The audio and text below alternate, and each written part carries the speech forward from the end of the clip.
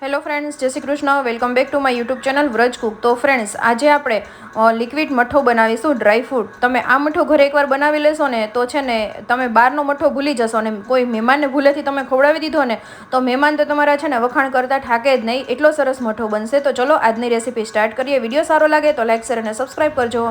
તો ફ્રેન્ડ્સ, જો દહીં એકદમ મસ્ત જામી ગયું છે અને છે ને જો એકદમ ઢેફા જેવું છે ને, એકદમ પાણી નથી. તો હવે ફ્રેન્ડ્સ, આ રીતના કોટનનું કપડું રાખ્યું છે, નીચે આ રીતનો ચાયનો રાખવાનો છે આપણે, અને નીચે તપેલું રાખવાનું અને આ રીતનો રાખવાનું છે. ને હવે બધું આપણે દહીં છે ને આમાં નિતારી લેશું. તો હું બધું દહીં નિતારવા માટે મૂકી દઉં. તો ફ્રેન્ડ્સ, આ રીતના વજન રાખીને આપણે છે ને એને પાણી નીકળી જાય એટલે કે 7 થી 8 કલાક એઝ ઇટ ઇઝ એમ જ મૂકી દેવાનું. અને જો ફ્રીજમાં તમારે આ રીતના હોય તો ફ્રીજમાં પણ આ રીતના તમે મૂકી શકો છો. અને થોડીક વાર 2-3 કલાક થઈ જાય એટલે પાછું નિતારીને વ્યવસ્થિત ટાઈટ બાંધીને પાછું આ રીતના નિતારવા મૂકી દેવાનું, એટલે એનું બધું પાણી હશે એ નીતરી જશે.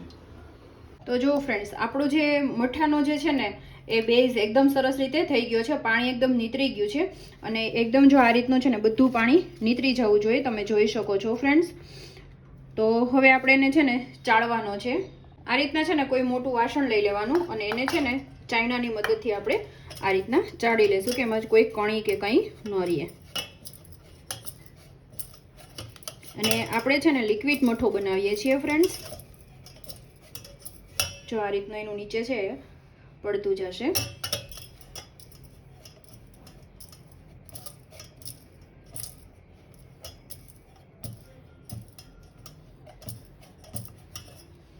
તો ફ્રેન્ડ્સ, એકદમ સરસ ચડાઈ ગયું છે. હવે એમાં જે સિક્રેટ વસ્તુ છે કે આપણે જે ફ્રેશ ક્રીમ આવે છે ને એ એડ કરવાની છે. તો અહીંયા છે ને હું કે જે 4 થી 5 મોટી ચમચી ફ્રેશ ક્રીમ લઉં છું, કે જેનાથી તમારો લિક્વિડ મઠો છે ને ફ્રેન્ડ્સ બહુ જ સરસ થશે. અને જે લોકો ન લેવા માંગતા હોય તો એ લોકો સ્કીપ પણ કરી શકે છે, પણ જેનાથી ટેસ્ટ બહુ જ સરસ આવશે. અને હવે એમાં બીજી વસ્તુ છે કે જે આઈસ્ક્રીમ એડ કરવાનું ફ્રેન્ડ્સ. તો અહીંયા હું છે ને 2 કપ આઈસ્ક્રીમ એડ કરું છું અહીંયા, જે મેં અત્યારે પ્લેન જ આઈસ્ક્રીમ લીધો છે.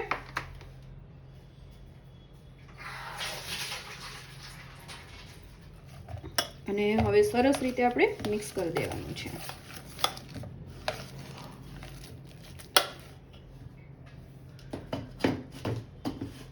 ફ્રેન્ડ્સ, અહીંયા હું છે ને 2 મોટા કપ દળેલી ખાંડ લઉં છું.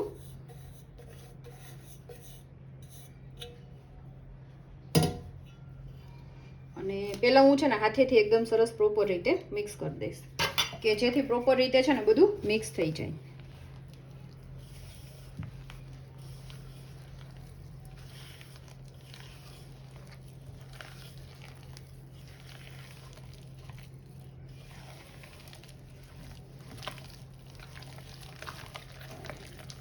અને પછી મિક્સ થઈ જાય પછી ફરીવાર એને ફ્રેન્ડ્સ ચાળી લેવાનું આપણે.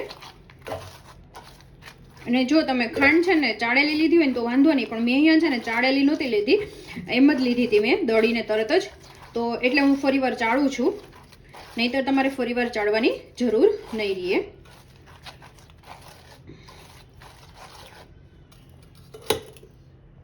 તો ફ્રેન્ડ્સ, એકદમ સરસ રીતે છે ને પેલું થઈ ગયું છે આપણે.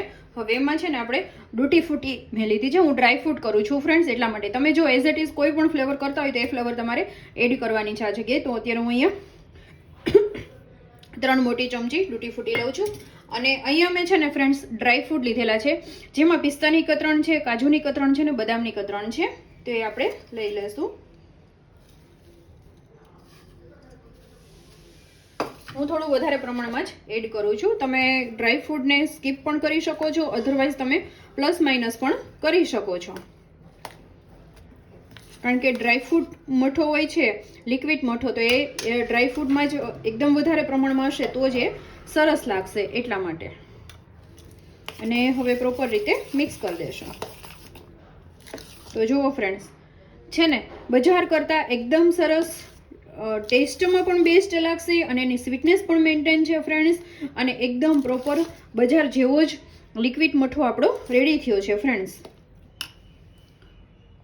તો ફ્રેન્ડ્સ, આપણો જે ડ્રાય ફ્રૂટ લિક્વિડ મઠો રેડી થઈ ગયો છે. એકદમ સરસ, બજાર કરતાં પણ એકદમ ચોખ્ખો અને ટેસ્ટમાં પણ ખૂબ જ સરસ બેસ્ટ લાગશે ફ્રેન્ડ્સ. તમે એકવાર આ ઉનાળાની સિઝનમાં જરૂરથી બનાવજો અને તમે એકવાર ગેસ્ટને પણ ખવડાવશો ને તો પણ એમ કહેશે કે મઠો તો તમારો જ, એટલો સરસ ટેસ્ટી બનશે.